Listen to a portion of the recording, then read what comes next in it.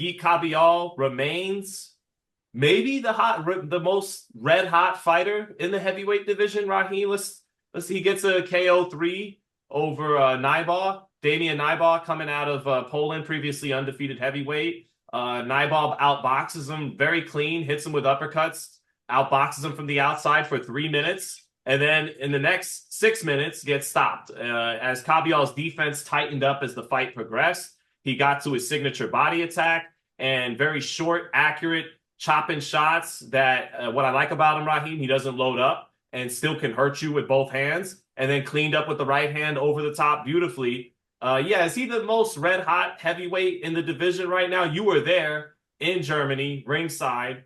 What's your thoughts? Yes and no, in that he's the name that we all are talking about at ringside in the press box. Fighters know that this guy is next in line for a potential unified championship shot. And he's the guy that really isn't worth it unless you can put yourself in a position to be the next guy for the potential unified shot and might be the next guy to get elevated to champion without having to fight the unified champion. So now Kabayel has a target on his back, whereas before he was in the who wants him, who needs him club. And what you saw on Saturday night is one of those ironic fights, which we have seen in the past, where a guy who really, I don't believe anybody was clamoring to fight before because there was no real payoff, and he's a very, very dangerous fighter that you might not beat and might get beat up in the effort. Now he's shown cracks that fighters are looking like sharks seeing blood in the water, like, oh, I can get that. This was I don't see this as a great performance from Kabayel. I don't think he sees it as a great performance from himself. I think the layoff cost him a bit. The style, if I was looking to get a sparring partner as I prepared for Tyson Fury, I'd get Knyba. How did you pronounce it? Because I've heard it pronounced Knyba. Let's call him Knyba. Okay, well, Knyba. Yeah, Damian. The long, busy fight from the outside, the uppercuts, that's Fury stuff. That is the kind of thing that I believe Fury would hit Kabayel with at will. That uppercut might knock Kabayel out where it just got landed cleanly in the first round from Knyba, but it wasn't the kind of fight that Kabayel wants to fight again. That porous kind of defense and just very little head movement and just a war of attrition, and I'll break you down before you break me down. That ain't gonna get it done with this level of class heavyweights that are in his class. These guys that are clamoring for title shots or elevating to titles, because I don't know how many guys Usyk is gonna bless with an elevation. I don't know which fight he actually wants, and if he's willing to relinquish these titles, he might just be blessing guys one at a time until he decides he wants to fight somebody that's got a title or who is a mandatory. So yeah, the landscape is very interesting. And now I think it'll be a lot easier for Kabayel to get a fight. And if he tightens up and stops that uppercut from being able to be landed and figures out how to deal with the guy who's fighting on the outside without taking those punches to get inside, then he's going to beat whoever he's in front of. But not with the performance we saw on Saturday night. Definitely got to tighten up.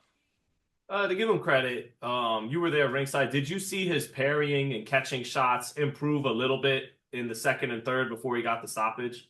Again, he's right there in front of you to hit. I definitely agree with you, but... Yeah, I'd say the second half of the second round and then the third. And I'm not going to argue about the stoppage, but it was quick. It was convenient. It was like, you know what I mean? Like, I'm not going to argue with the stoppage, but it could have gone longer. And as busted up as Kabayel was for a 2.5 round fight, that's too much. That's too much punishment. He was cut. He was bruised. He was battered. He got the stoppage. But again, the fight could have gone even longer than it did. That's not what you want, man. And again, I say all this because I believe that he is the guy that people were avoiding, that now he's in a position that he's got something that they want bad enough to risk it. And maybe a fight like this will get him a bigger fight like Tyson Fury that he might have otherwise not gotten. And, maybe and I don't think he was doing this on Saturday night, but it would almost be like playing a little possum, bluffing a little bit. Let a guy get off so people think you got some cracks so they'll get in there with you and you can get the big money. Maybe that's how this all works out. I have faith in Kabayel, though. I think when he comes again, he'll be stronger, he'll be better, he'll be tighter. And I do put a lot of this to some ring rust, but also a lot of it is pattern.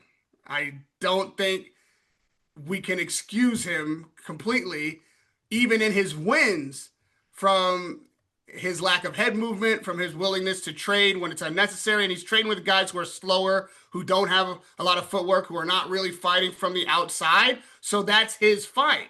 But the guys he's going to beat, what's that? Frank Sanchez. He did stop Frank Sanchez, who has some of those qualities to give, Yeah, but is Frank Sanchez long like Damian or Fury? Is exactly. And the uppercuts with the pop, yeah, sure. Frank Sanchez of the three is more that than the other two, but not in the class that Kabayel will have to face if he wants to get this title and defend it or get the big money fights. That's all I'm saying. That is something that if he doesn't fix it, it'll be his undoing. I like how you went, Joe Pesci to De Niro in Raging Bull. You're like, what are you worried about? That you're gonna lose? Good. Then they'll want to fight you. He's not as strong as he used to be. He's not as what if you win? They can't fight anybody else. There's no one left, so they gotta fight you. What are you worried about? Yeah, there you go. Yeah, we gotta start playing clips on this show. You got some great pulls. Yeah, so so the thing with Fury is Fury at his prime beats him for sure. Fury on his best night, and he didn't have a lot of best nights because of up and down fluctuations with weight and shape and sometimes commitment and all kinds of factors. But I mean, Fury in his prime handles Kabayel, right? But his best night would appear to be long behind him after the wars with Wilder, getting dropped by Ngannou, two more grueling fights with Oleksandr Usyk, nearing 40 years old.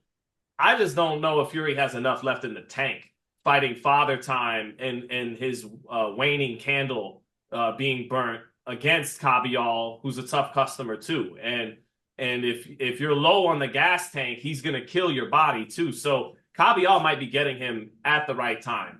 I think and then Usyk, I think look, Usyk, who's proven himself already as an all-time great, no doubt about it, probably number one pound for pound right now. I think he is. But he is, he wants to fight a faded Wilder. He's kind of saying, Moses Italma, and Italma isn't chomping at the bit for that fight. He's not exactly clubber langing Rocky Balboa here, to be fair to Usyk, but he's kind of jumped out in front of that train a little bit and kind of put some cold water on it. And then Kabayel, I'm not talking about because the Dubois borderline punch controversy, but Usyk doesn't seem to like it to the body. I mean, he dominated Dubois over two fights. I'm not throwing that moment in his face, but it seems like he doesn't nobody does. But I don't think he likes it to the body either. And that is Kabayel's signature. And Terrence Crawford talked about how Usyk's been feasting on these bigger guys who can't deal with his pace. And they get worn out from the feints and everything. Kabayel's more of he's a 6'3" heavyweight like Usyk, but a wide body guy. And I think Usyk beats Kabayel, but I don't know if he's interested in the fight. If he's interested in a dangerous, very streaking momentum-wise, great, excellent body puncher in Kabayel, I think it might be more likely he vacates instead of makes that title defense. And so what I'd like to see then is Wardley and Kabayel in a unification fight. And I want Moses Italma to fight the winner of that fight some point in the next 12 or so months. And I think Italma beats either guy. And Kabayel would have to win because I guess Itama and Wardley's a no-go with them both being with Ben Davison, which kind of sucks. You know, if Wardley wins, it's almost like, hey, one of you's got to leave Ben for a fight. I'm sorry, because there's business to be done here. So I think Itama is poised to take over the division. Okay, whether it's with a Usyk fight in the next 24 months or not, but I want to see Kabayel and Wardley and Itama fight the winner. And then I think if all that plays out, which it never does in boxing that neatly and cleanly, so it probably won't happen, then I think Usyk and Itama becomes the fight that at that point Itama will feel he's ready for. And the public won't let Usyk off the hook from taking if he's going to remain in boxing nearing 40 as the heavyweight champion of the world. But yeah, I think Usyk might say, here's the WBC strap, Kabayel, I'm good. I'm going to take this Wilder fight instead. I want to see Wardley Dubois. I think that's the most entertaining fight that Wardley could be in. It is fair to Dubois because he lost his title to the guy who beat everybody twice, including Dubois. And I think he deserves a shot back at becoming champion again in the same way that he was elevated in a mandatory swerve. So too was Wardley elevated in a mandatory swerve. So let them fight it out for which I consider a guy who gets elevated a real world champion, because not taking the fight is to me a forfeit of the fight, and you won a forfeit of the fight. If the champion doesn't fight you, you deserve to be champion if you're the mandatory. I got no problem with that. However, it's almost like you got to consummate the marriage. You know what I mean? I like to see that next fight really seal the deal, and now you are a defending champion. For me, that was Dubois beating Joshua. For me, this would be Wardley either beating Dubois or Dubois beating Wardley and then becoming world champion again. To me, that's the fight with the best stakes. That's the fight with the best narrative. That's also the fight that I think is the biggest banger. I want to see that. I wouldn't mind a Kabayel Lawrence Okolie matchup, which I think is probably what we're gonna get. It's not super sexy, but I think it'd be good. I think the way Lawrence fights, that he will fight on the outside, that it's a good style matchup. It might be a more entertaining fight than people normally expect from Lawrence Okolie.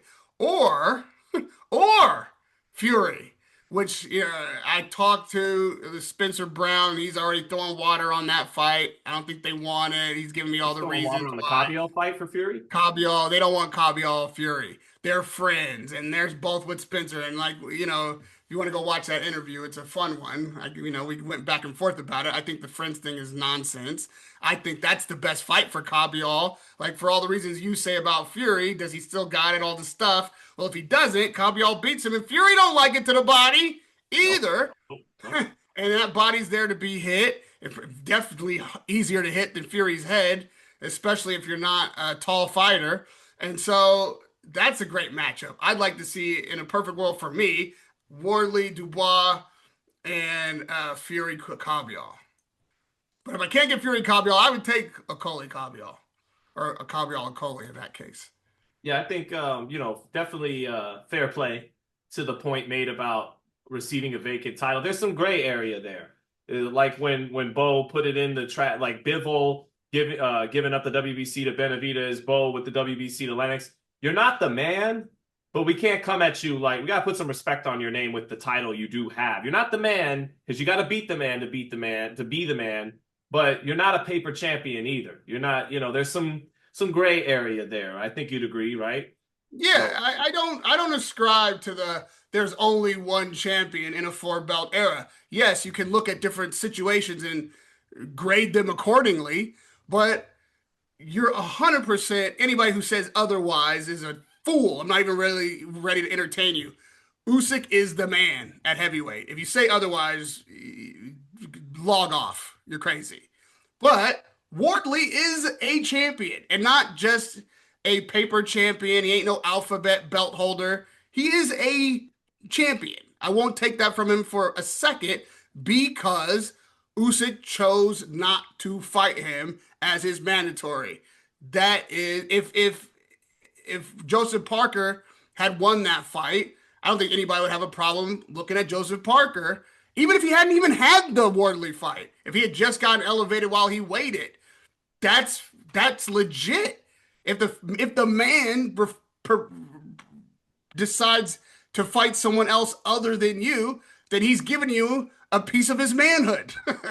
He has passed one of his 4 torches to you voluntarily. It is a peaceful transfer of power.